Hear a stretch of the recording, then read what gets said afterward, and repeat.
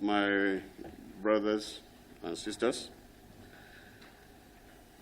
let me follow my brother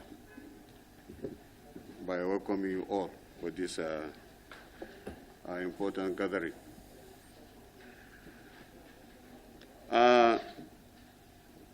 Distinguished ladies and gentlemen of the press, I welcome you all to this important press briefing on a very touchy issues related to broadcasting in Nigeria.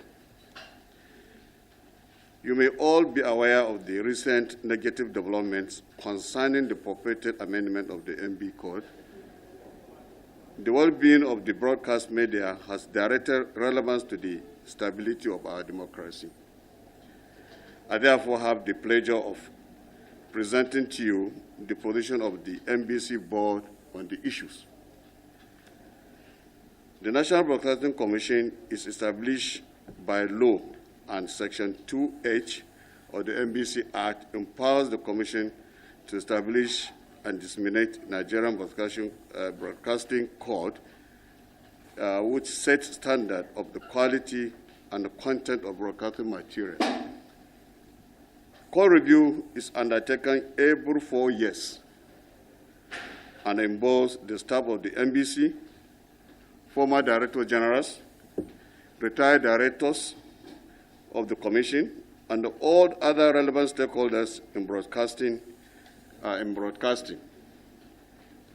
These include Broadcasting Organization of Nigeria (BON), Independent Broadcast Association of Nigeria (IBAN), private media outfits, broadcasters, notable media intellectuals, communication experts, DigiTeam, and academia. The current edition of 6th edition was presented to the public in 2019 at an elaborate ceremony in Kano, which attracted a broad section of various stakeholders. Following the 2019 national elections, some members of the Federal Executive Council, FEC, made an observation to the Honorable Minister of Information at the FEC meeting about the divisive broadcasts engaged in by some broadcast media before, during, and after elections, and the need to strengthen the operation of the NBC to avert such future occurrences. These noble observations of Mr. President was unfortunately misunderstood by the Honorable Minister of Information. Instead of studying and following the law, relevant rules and regulations, and direct the appropriate authority as stipulated by the law to act on it, he erroneously embarked on the review alone. From the history, traditions, and the convention of the NBC, no Honorable Minister of Information has ever interfered in any NB Code review. After the 2019 presentation of the 6th Code, which is the present one, the Honorable Minister has acted alone with just a handful of his loyalists who have written a new NB Code that has created uproar in the industry, threatening to destroy the investment and lead to job losses. The Honorable Minister has constantly dropped the name of President Muhammadu Buhari as having approved his own version of the code review. The NB Code is a regulatory framework put together jointly by the stakeholders to guide their operations in the industry. It is therefore not a unilateral government instrument and is already covered by law, hence not requiring any further prudential approval. This might be the reason why, to date, the Honorable Minister cannot show us a copy of the prudential approval. President Buhari is a stickler for due process, and he always insists on organizations doing the right thing. The Honourable Minister's version of the revised MB Code does not meet any non-criteria of due process and inclusiveness of stakeholders. The Director overseeing the Office of the Director General of the NBC has equally made insinuations that the board endorsed the amendment culminating in its public presentation on 26 March 2020 at Leola Hotel in Lagos. Nothing can be further for the truth. The public presentation was actually attended by the serving directors in the NBC, one former DG of the NBC, a member representing the Ministry of Information, and 4 selected stakeholders. When compared with 60 stakeholders that attended the 2019 presentation in Kano, there is a wide gap in the industry representations. We have the list of the 4 hand-picked stakeholders at Lagos presentations. The board of the NBC was neither informed nor represented. Distinguished ladies and gentlemen, you may all recall that by 26 March 2020, the day of the public presentation in Lagos, the federal government had already announced a COVID-19 lockdown in Lagos, Ogun State, and FCT. It was therefore not a sincere effort to present such an important review document which affects people's investment and livelihoods under such situations. The attendant public outcry over the purported review of some sensitive section of the NBC Code compelled the board of the NBC to institute a process through which stakeholders could express their opinions and harmonize their feelings with what the Honourable Minister had unilaterally created. The board convened in the meeting, which included the Director overseeing the Office of the Director General in attendance. The unanimous decision was to issue a press release inviting inputs from various stakeholders to become clear to the board that even though the Director overseeing the Office of the Director General subscribed to anonymous decision of the board, he was inclined to sabotaging the press release for obvious reasons.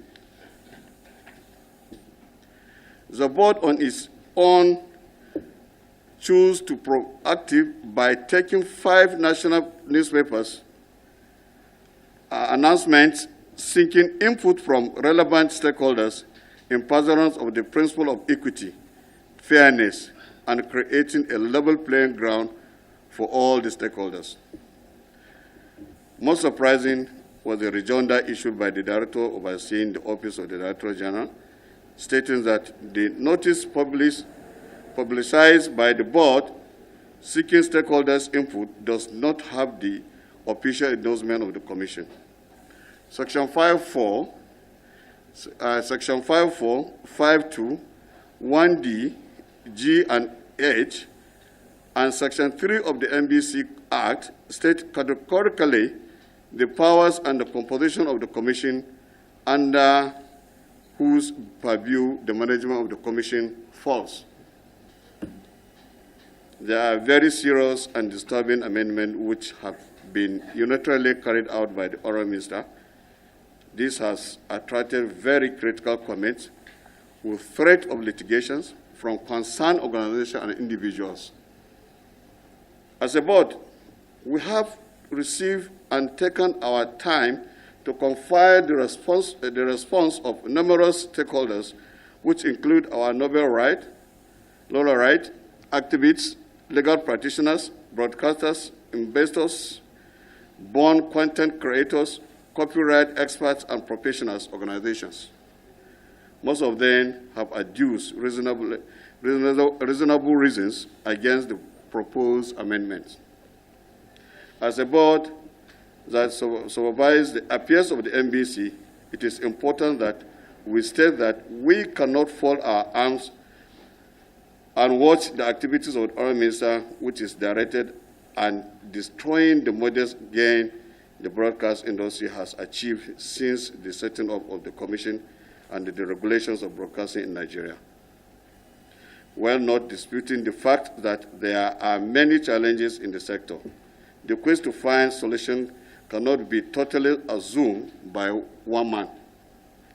Approaches to the solutions must be through wide consultations, discussions, persuasions, and concessions.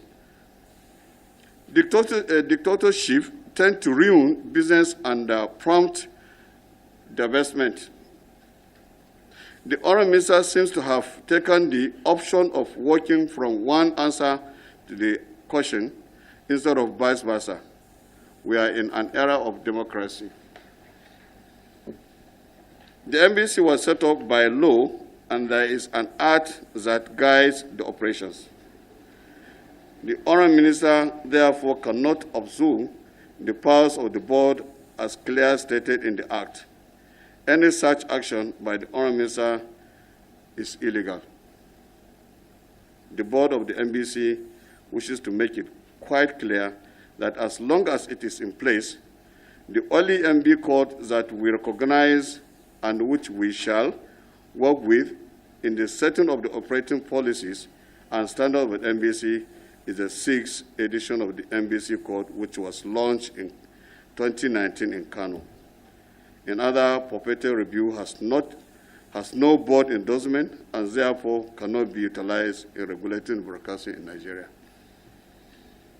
The danger of allowing the unilateral amendment of the NB Code to stand is that investors in the industry will lose confidence in the stability the broadcast ecosystem has enjoyed to date before the advent of the current Honourable Minister of Information.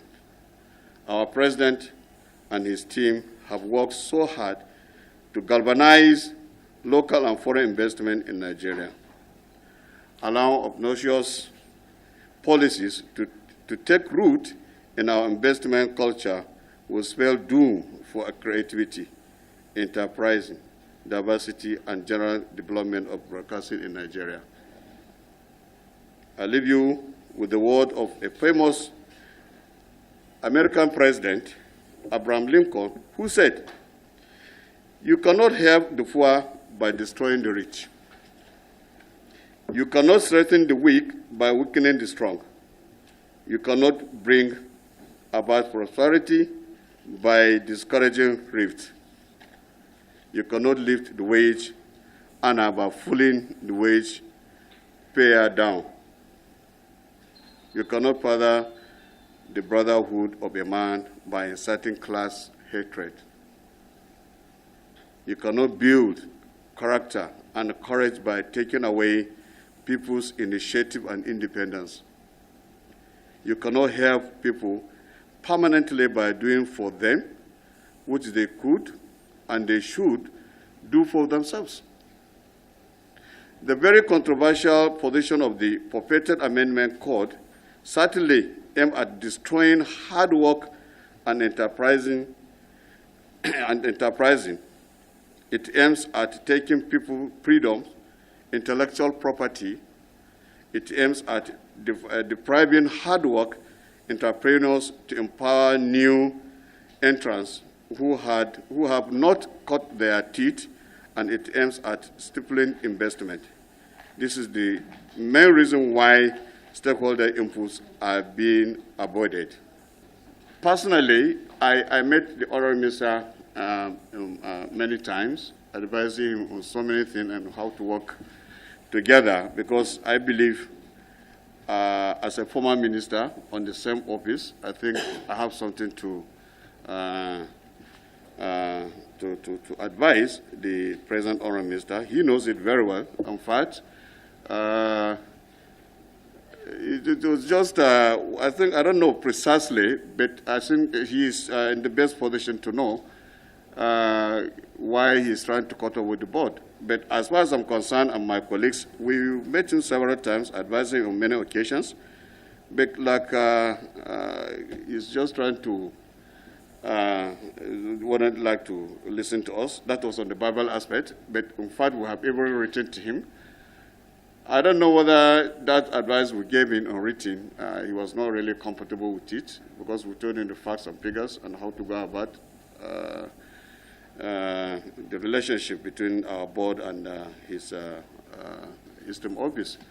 But he felt we have to withdraw that advice before he even sees him. Up to date, actually, he has not given us the chance to visit him or in fact advise him. For the second question, yes, you can see it very, very clear.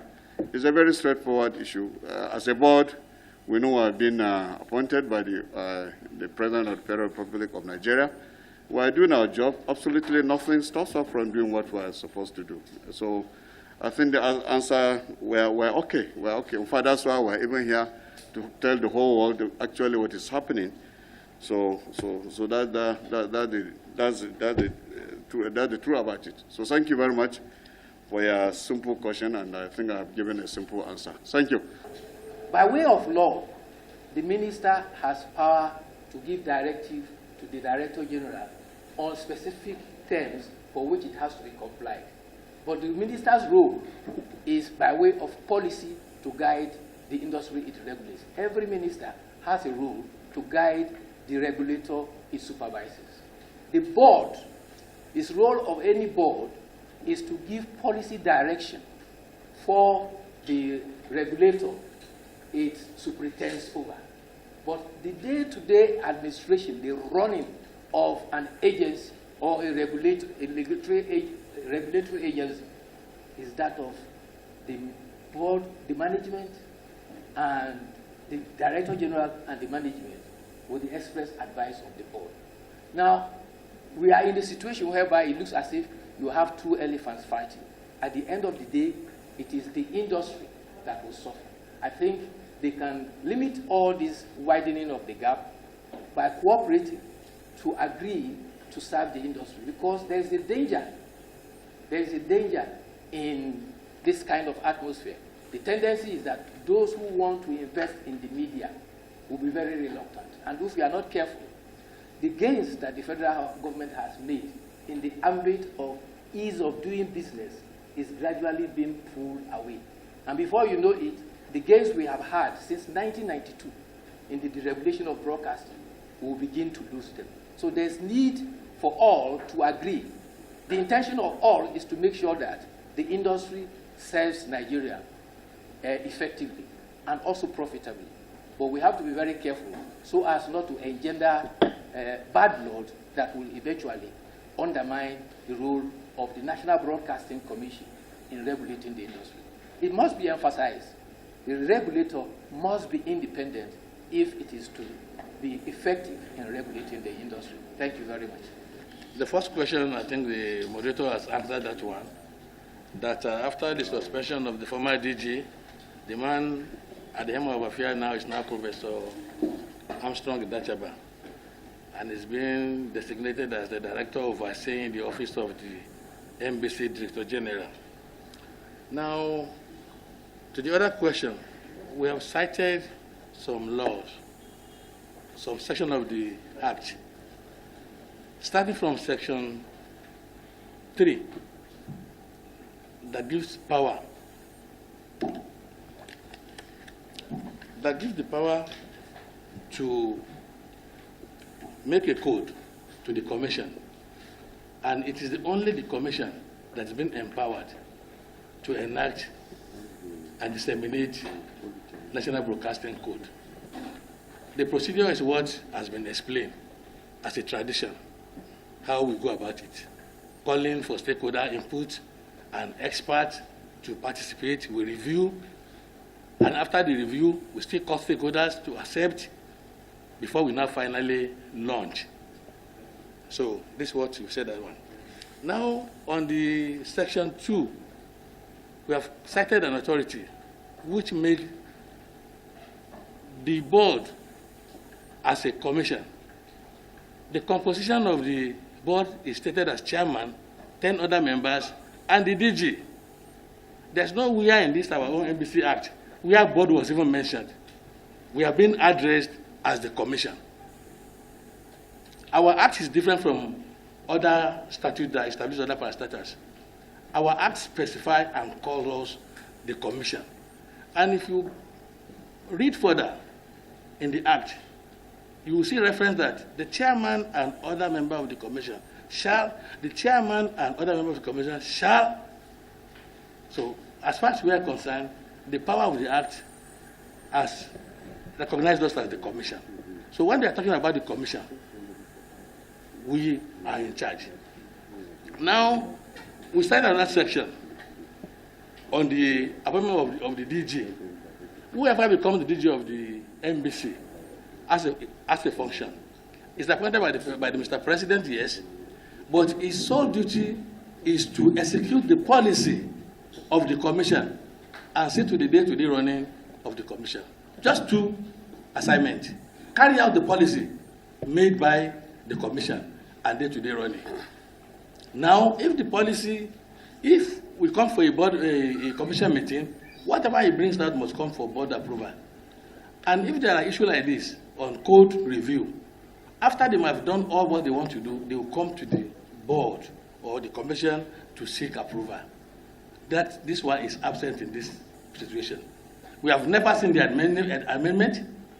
The time we brought it before the commission, we could not deliberate on it. So, and if you say we have given an approval, we are commission of record.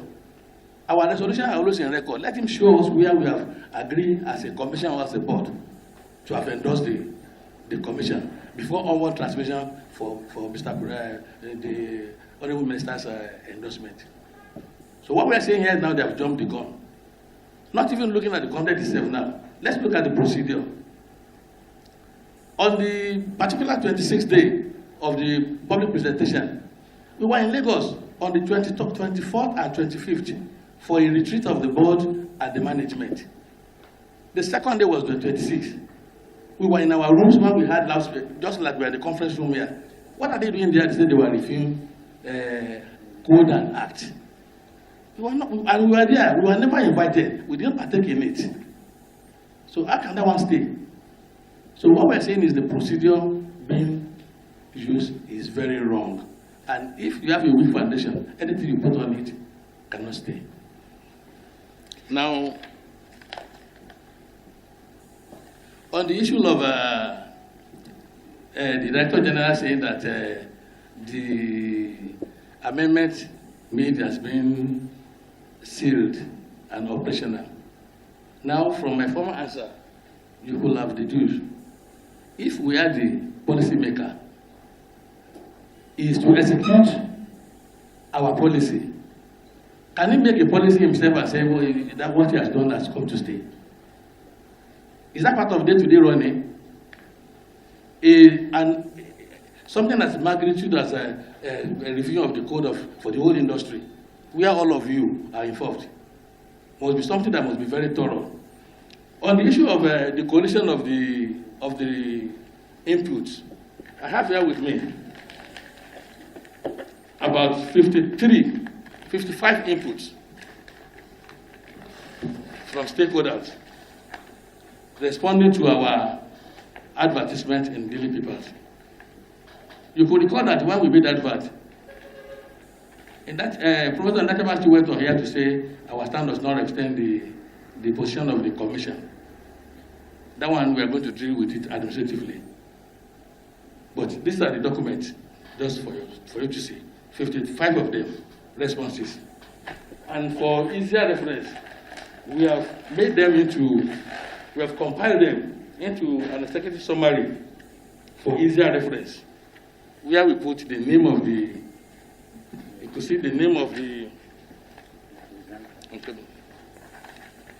name and address and the remarks of the 55 inputs. In course of your duty, we could make this for anybody who wants to see it. We'll make it 54 from Professor Wole Soyinka and other notable people in the industry that have made inputs. And if about 55 people are now saying no to what about 4 people did, I think the majority will have their way. But we have not even going to the integrity. We have compiled it. But what they have done and considered it has been sealed is not acceptable to the board. As far as we are concerned, the 6th edition of the code is still subsisting and operative. Thank you.